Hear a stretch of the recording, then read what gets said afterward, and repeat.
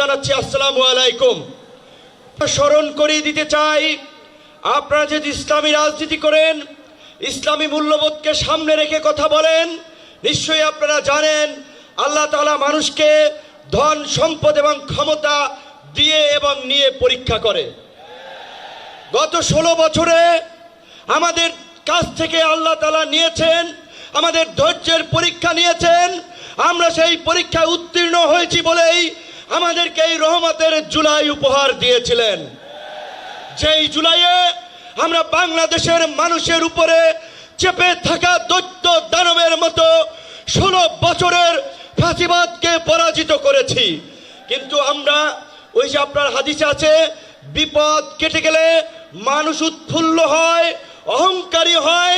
তাই আমরা দেখতে পাচ্ছি এই গণ অভ্যুত্থানে আমাদের অংশীজনেরা মজলুম রাজকে উৎফুল্ল অহংকারী হয়ে জালিম হয়ে উঠছে। তাই আপনাদেরকে মনে করিয়ে দিতে চাই, আমরা যদি সীমা লঙ্ঘন করি, শেখ হাসিনার মতো আল্লাহ পাকও কিন্তু আমাদেরকে ছাড় দিবেন না।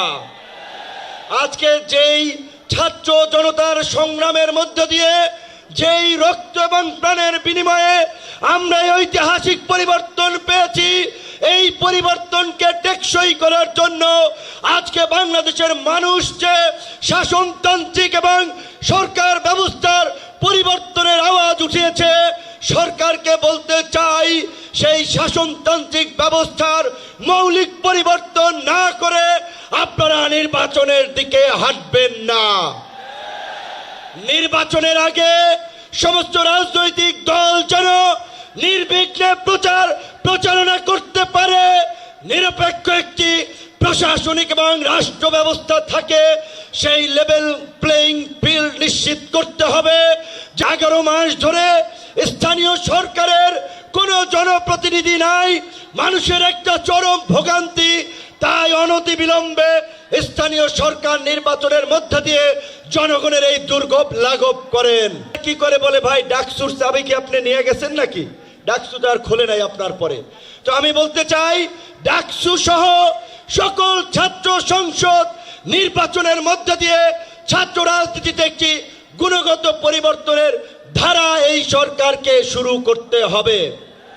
একই সাথে আমাদের এই অঙ্গীকারের বিনিময়ে এই পরিবর্তনকে দীর্ঘস্থায়ী করার জন্য, এই জুলাইয়ের সুফল মানুষের কাছে পৌঁছে দেওয়ার জন্য ঐতিহাসিক যে জুলাই ঘোষণাপত্র এবং যে জুলাই সনদ, আমরা আশা করি সরকার সেটি এই জুলাই মাসে বাস্তবায়ন করবে। জুলাই সনদ দিতে